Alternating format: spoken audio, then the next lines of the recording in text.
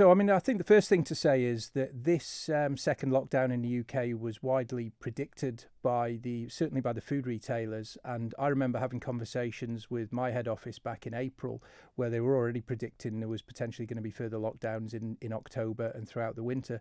So all of the planning of the food retailers in particular has been centred around this possibility. And what we've seen so far is that there has been some evidence of some panic buying, particularly in England, not so much in Scotland and Wales. And with that panic buying that they've seen, it's nowhere near been on the same scale as it was back in March and April, because I think the general public have got more confidence around the supply chain now. So, and it's definitely well within the capabilities of the retailers to keep on top of that, based on the plans that have been put in place to build extra stocks, etc. When panic buying does occur, especially in England, as you mentioned, and stocks suddenly become depleted in certain areas, I mean, toilet roll's the first one that comes to mind, of course, but when those stocks do suddenly hit in the UK, how does that affect our shelves here on the island? Yeah, so obviously the vast majority of the goods that are imported to the Isle of Man are imported through the UK and via the UK supply chain. So obviously, if the UK's supply chain gets hit, then it does have an effect on the Isle of Man, and it affects the shelves in all of our supermarkets over here. This is the second time round then, so do you have contingencies for that? Yeah, absolutely. All of the major retailers have got plans in place to maintain strong supplies, and certainly the supply chain is well equipped to deal with that. The other thing that I'm in contact with the guys from the other retailers, and they understand, the head offices of all the retailers and the suppliers that supply into the Manx-based retailers all understand the particular situation on the Isle of Man, the precarious nature of the supply chain and the ferries in and out, and pretty much to a man, we are prioritised over here. So I think there'd be a common misconception that perhaps the Isle of Man would be looked at as an afterthought, but in general the Isle of Man is looked at as a priority by most of these suppliers and retailers, that they understand that because of our island nature, that we need that special treatment to look after us first. And you said that you've been preparing for this second lockdown as well. Does that mean you've been basically ordering more to have in backup? Yeah, so I think there's a mixture of revising ranges. So there are certain products that are in shorter supply and are harder to come by. So there's been an element of revising ranges in the stores to make sure that there's sufficient stocks of the things that are available to counteract the impact of the things that are not available. There's also been additional bulk buying by the retailers themselves of goods when they do become available, to create that buffer zone. And then there's been a lot of negotiation with manufacturers, etc., to give them the security of knowing that we, all of us as retailers, want the stock, and to make sure that their production is geared up to give us what we need.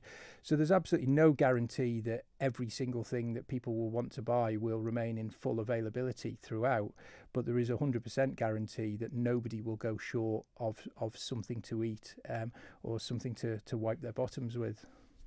Well, Co-op, of course, has been at one of the key sort of retailers on the island over COVID. Now we've had, since March and before then, really, all of 2020 has been marred by this. Has it affected a long-term way that you're working, do you think, or is that still yet to be seen?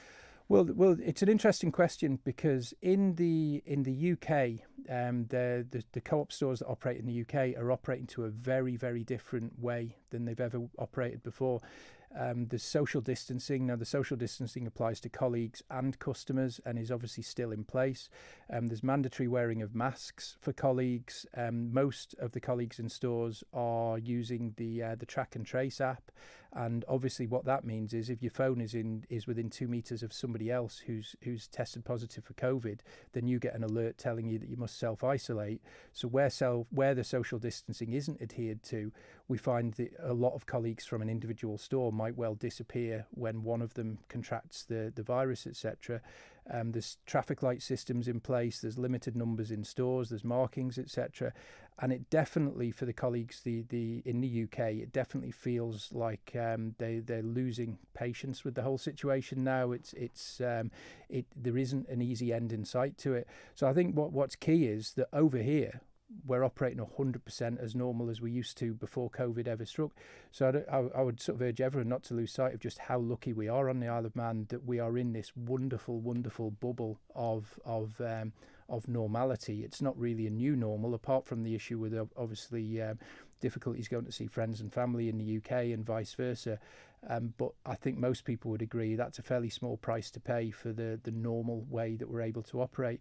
And look, I mean, one thing that's key, I mean, probably use this as a little bit of a message to people. I would urge everyone on the Isle of Man to stick to the various measures around self-isolation and reporting symptoms, etc. Because I don't think anybody wants to go back to queuing in car parks to get into shops, especially during the winter months when it's cold and wet and rainy. So by everyone sticking to the rules, we can avoid that on the Isle of Man. Many people have actually reported that those that have been caught out not self-isolating or breaching self-isolation rules are usually been spotted in shops. Do you have a sort of protocol in place for if that happens? Yeah, absolutely. I mean, the colleagues in our stores and indeed in the stores of other retailers, I mean, I'm in constant touch with the heads of the other retail organisations on the Isle of Man, and there is very much an awareness of whether people are newly arrived on the island, and even to the point where people are seen wearing masks or with suitcases, or it's people who are known to have just returned, or whether it's dropped into conversation, etc. I think everybody is very much tuned in to the idea that they're being very public spirited about notifying the authorities of those sort of cases, and quite rightly so, because I think we all do need to be protected from a community spark up of the virus on the Isle of Man. We have heard from the Chief Minister that he's in contact with retailers about the changing measures as and when they do change, because it is a rolling situation. What contact have you had with the politics side of things?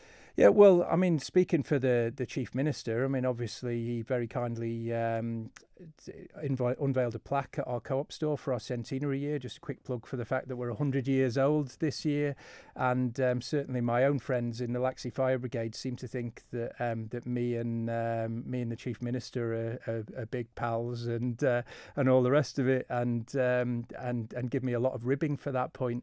But what I would say is, I mean, joking aside, we are in contact with the Department of Enterprise around various measures, and certainly one of the things that I personally do is keep the officers of the Department of Enterprise informed of developments within the various operations within the UK.